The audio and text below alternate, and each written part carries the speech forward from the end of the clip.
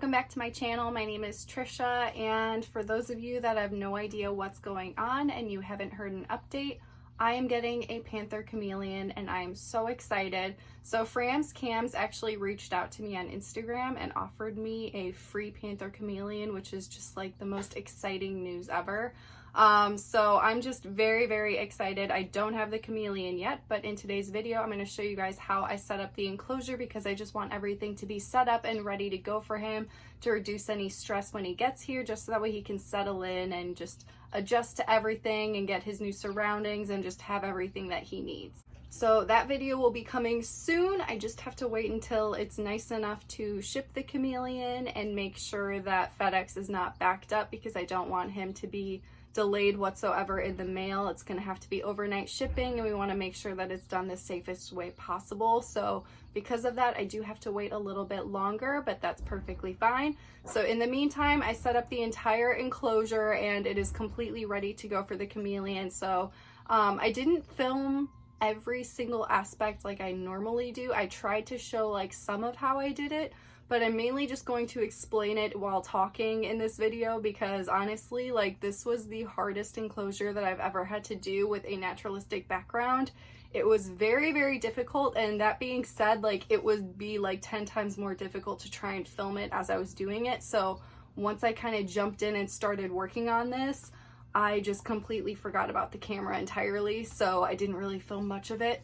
So if you guys want to see like how I actually, like, if you want to see like the content of me like spraying spray foam and actually painting and stuff, I have a ton of other videos doing naturalistic backgrounds, as most of my enclosures have them. So that's pretty much the only thing that you'll be missing with this video. So to start off from the basics, the enclosure that I decided to go with was a Zen Habitat 2x2x4 enclosure. So this enclosure is fantastic for chameleons, and you might be wondering how that is, since I always recommend all screen enclosures. But because this enclosure isn't all screen, it will actually help with humidity. It's made of PVC, which is fantastic for locking in humidity. And then the whole top portion is a ventilated screen. And then what's really cool about this enclosure is that there's a bottom portion underneath the door, and it comes with either acrylic or screen. So I chose to use the screen. So this will basically work as like a chimney effect to create even more ventilation within the enclosure. So it is like perfect for chameleons. So if you're getting a chameleon and you're using this enclosure, absolutely make sure that you are using the screen at the bottom, because then your chameleon will get proper ventilation as well as the proper humidity throughout the rest of the enclosure. So this is the minimum size for chameleon. The most ideal and spacious size would actually be the 4x2x4, which is something that I would like to do in the future. However, right now I just don't have the space to have that size. So for now, it's just going to be the 2x2x4, and it will be very spacious. So I was expecting to get a little tiny baby. However, someone backed out of another chameleon, so I'm getting the 5-month-old chameleon, and it's actually from the parent named Flash. So if you guys are familiar with Frams Cams, Flash is very popular, and he is a very stunning chameleon. So that is going to be my baby's father. So he's going to be 5 months old, a little bit bigger. I'm honestly a little bit relieved that it's going to be a little bit bigger of a chameleon, just because I really decked this enclosure out and I want him to be able to have a lot of space and hiding places.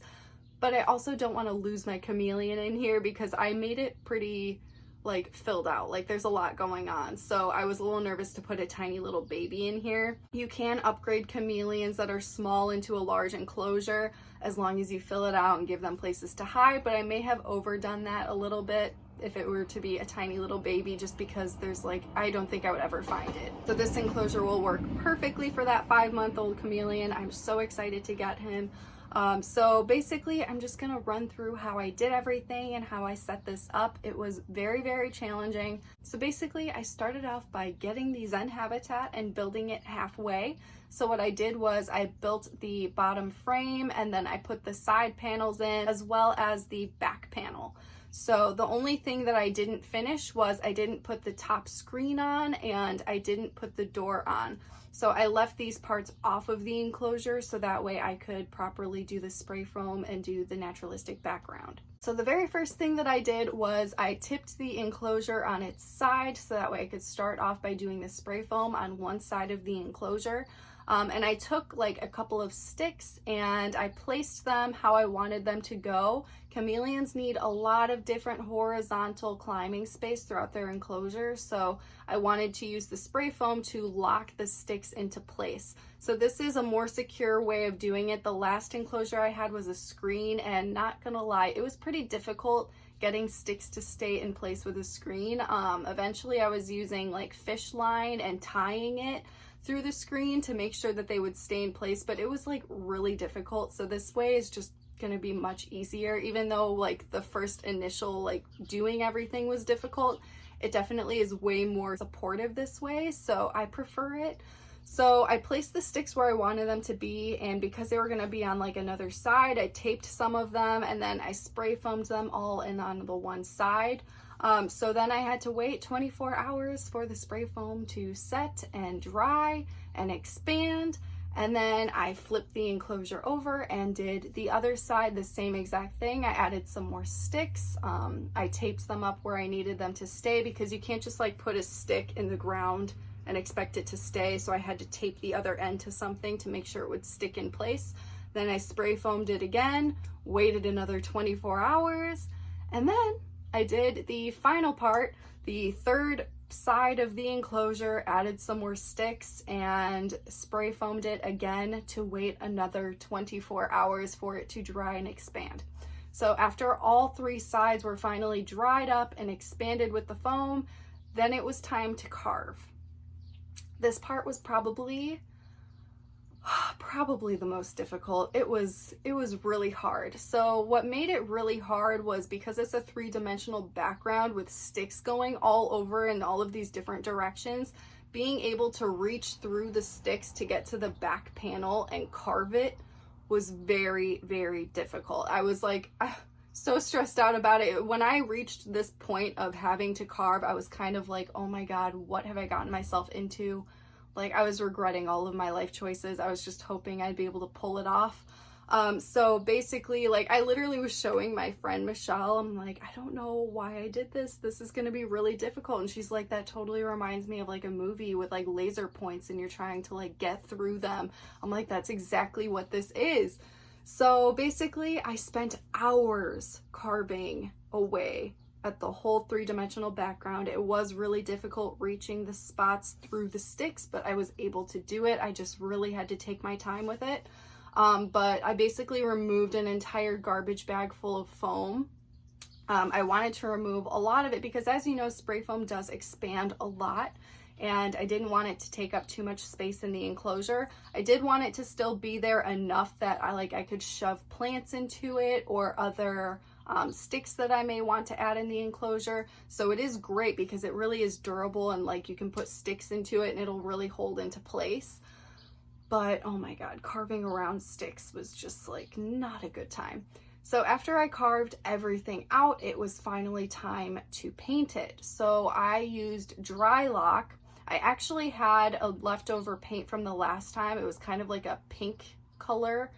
So I got some dye. I added, I think it was called charcoal and dark brown cement dye to the dry lock, mixed it all in. It looked like it was kind of, it looked kind of purple, honestly, but I think it was brown. But the end result was like kind of brownish purplish. I don't know. I feel like it's one of those things where you like look at it, like the picture of like the dress and you can't tell if it's like blue or pink. It was like the same thing. So I basically just started painting. Painting was also pretty difficult because once you carve away at the foam, the texture isn't smooth anymore and it's kind of bubbly. So you have to like really cake on the paint.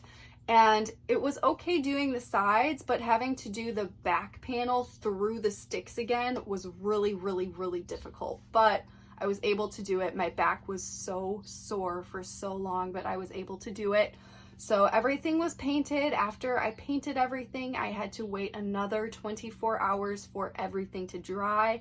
Then I kind of just reassessed the situation. So because I carved so much away, and you have to paint so heavily to like fill in all of those little bubbles, because when there's spray foam and you carve it away, you'll notice that there are all of these like little air bubbles. So the air bubbles are really, really hard to fill in with paint. So there were a lot of areas that just kind of had yellow showing because that's what color the spray foam is, and like these little bubbles.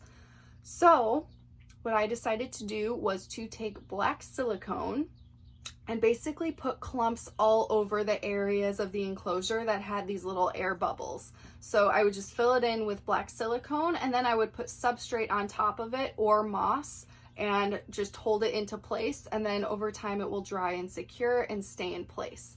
So I basically did that throughout the entire enclosure, and honestly it just looks better. It looks more naturalistic. It adds more texture to it, which I really like. So I really am glad that I took that extra step and did that. So then after adding the silicone and all of the substrate and the moss, I had to wait another 24 hours for everything to dry and settle and stay in place. And then basically I just reassessed everything again. I added a live plant to it, and I added more sticks, climbing places. And then I finally finished setting up the enclosure. I put the lid on with the screen, and then I added the door, and then I moved it into the reptile room. Where the last step was, I just had to add, I'm not sure what it's called. So before I was using a corn plant. I think that this is a species of a corn plant, but it's different. It might be called Dracana. I'm not sure. Like, if you know plants, let me know in the comments because you'll see it in the video. Adding the plant was also just a little bit difficult because I have like the sticks going everywhere, so I had to like fit it in between them to make sure it was like in a nice good place. So I was able to get it into place eventually. It just filled out the whole bottom of the enclosure. I may add more vertical climbing space on the bottom. I'm still thinking about that. I'm open to ideas. If you guys have any suggestions, please let me know in the comments. So yeah, I'm gonna go ahead and show you guys how everything turned out. And I also went over checking the heat and the UVB.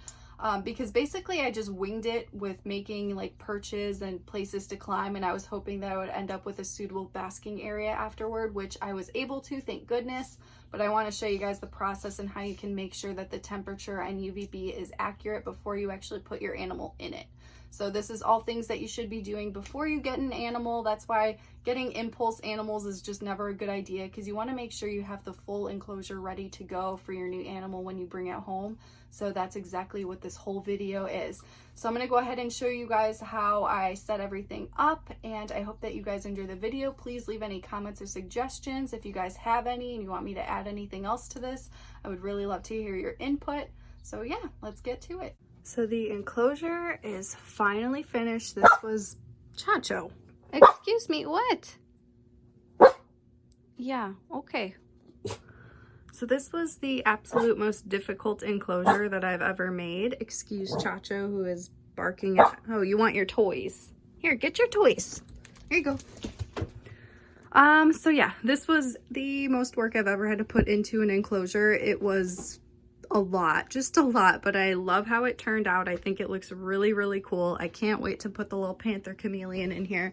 So the one thing that I wanted to check before he gets here is basically just the temperatures and the UVB to make sure that there's a proper basking area. So right now I have a 100-watt heat bulb, and then I have a T5 5.0 36-inch long UVB. So it was kind of hard figuring out where I was going to put the sticks. I honestly just kind of winged it and was hoping for the best. So I'm just going to make the most with what I have. If I need to add anything else, like this area is kind of empty, I may need to add something over there. But the easy thing is that with the foam background and these bamboo sticks, I can literally just shove them wherever I want to, and then they'll just hold into place. So it just makes things much easier. All right, so I just moved a couple of things around. I added another thing to climb on going this way just to add, because I think I'm gonna have the hot spot like right in the back center right there, and then the UVB is just kind of going across everything. So first I'm going to measure the temperature of the basking area. So this is gonna be a little bit difficult to do with one hand. So basically what you wanna do is measure the area. So right now I'm pointing it right there, and that's 81. Over here, we're at 77. If you go up on this branch, 81. So the thing that you need to keep in mind is that the chameleon is going to be a little bit above that. So the best way to measure it would be to put your hand like where the animal would be, and then measure the temperature of the top of your hand, because that's the temperature that your chameleon is going to be. So I just did that and I was able to reach 85. So that's looking pretty good. That's the best way to measure it, honestly. So we also have this branch over here. It's hard to like show you guys exactly. So that's at 79 over here. And then keep in mind that it will be a little bit warmer above that, because that's where your chameleon is going to be. So that's looking pretty good. Temperatures over here are going to be a little bit lower because the heat is in the back. So hard to do this left-handed. So it's 75 up here. What is it over here? 70. So there's variances throughout the enclosure, which is good. So the next thing that I want to measure is the UVB output. So for that, I'm going to be using my solar meter. So before I start measuring it, I want to just look it up and make sure what the range is supposed to be. So it should be zone 2 and 3 for a Panther Chameleon. So we want it to be between 1.1 to 3.0. So we need to see what range we are in. Let's just test out a random one over here. It's already at 1. Now it's going down a little. How about up here? We're at 2.5, which is good. Up here, oh, it gets a little bit much up here. So because it gets so high up here, I just need to keep an eye on my chameleon, make sure it's not going to be too much, but honestly, that's still looking like a really good range. So I'm not too worried about it. It's still 1 over here, about over here, 0.5. This is much farther away from it because it's all the way over there. But it's good because there's still like a little bit of a range throughout the enclosure. So this is the basking area, which is 1.1, which is good because that's where we want to be. So yeah, this is looking really good. So the UVB and the heat should be just fine for this enclosure based on where I have everything. It's really important to measure these things just to make sure that you're giving your chameleon the proper heat and the proper UVB. So yeah, I am very happy. The one last thing that is not done is the bottom. Right now it's just empty. So I actually ordered a Zen mat that is only a 4x2 size, but I'm gonna cut it down to be 2x2 and just put it at the bottom of this enclosure. It'll just make cleaning a little bit easier. Yeah, I don't know if I'm gonna I might add some more stuff to climb on down here, honestly. I'm still thinking about it. If you guys have any recommendations, let me know, because I'm still just figuring all of this out. I just wrestled this plant completely to get it in here. Like, it was so difficult because of all of the sticks. But yeah, and then we have some live plants besides this one. We have some pothos back here, which I'm hoping will vine off and grow more. And then we have a bromeliad. So that, and then we just have a lot of fake vine plants for climbing and for hydration, things to hide in. So I think that he is going to feel very safe in here. There's just so many different places to hide. I feel like I'm gonna have the hardest time finding him, but that's how you know you did a good job, basically. So yeah, if you guys have any other recommendations for me, please let me know. I would love to hear it. And hopefully we will see the chameleon soon and be able to put him in here. Hey guys, so I had a couple of things that I wanted to add to this video that I forgot to mention during it. So one is the misting system. I have a Mist King, but I have not set it up yet because I'm doing a couple of more upgrades and I'm going to be moving enclosures around. So I wanted all of my enclosures to be set up properly before I like assemble the whole Mist King and do all of that. So that is something that I will be doing in the future, but in the meantime, I'm just going to be spraying the enclosure down manually myself with my little spray thing. So that's what I'll be doing in the meantime. One other thing I wanted to bring up was something that I was talking to with my friend. You'll know her on YouTube and Instagram as Neptune the Chameleon. She is so passionate about chameleons and she was so helpful as I was building this enclosure. And one of the tips that she offered me was that I should boost the enclosure up. So right now this isn't an option for me where I'm living because there's like a big shelving unit up there and I just don't have the space to be able to boost the enclosure up. But we were talking about it and I asked her, I'm like, why should I boost it up? And she was explaining how chameleons just don't like being approached from above and that stresses them out if we tower over them. And it's kind of funny because it made me realize that, like, instead of boosting my enclosure up this whole time with Banba, what I did was I'm always on my knees when I approach the chameleon enclosure, which now I'm realizing is so weird, but it's something that I always did. So for people that don't know that I do that, that's something that I do just to make sure that I'm never above my chameleon, because that does stress them out and you should never approach them that way. So if you are going to keep your enclosure low down on the ground like I am, I would definitely recommend getting on your knees when approaching them and always being below them. That is not the most comfortable thing to do, and it's obviously not what most people are going to do. So if you have the space to do it and you don't want to be on your knees, the best thing to do is to boost the whole chameleon enclosure up. That way it's towering over you rather than you towering over it. So I just wanted to bring that little tip up in this video as well, because it's something that I have never mentioned before, and I just kind of have been like army crawling this whole time and haven't really acknowledged it, and I don't want you guys to think that it's a good idea to have your chameleon enclosure so low. So I did want to bring that up. So thank you to Neptune the Chameleon for mentioning that, giving me the tip, because now I can help others with it. That's pretty much everything. If you guys can come up with any other tips, tricks, or ideas for my enclosure, please go ahead and leave it in the comments. Thank you guys so much for watching, and I will see you guys in the next one.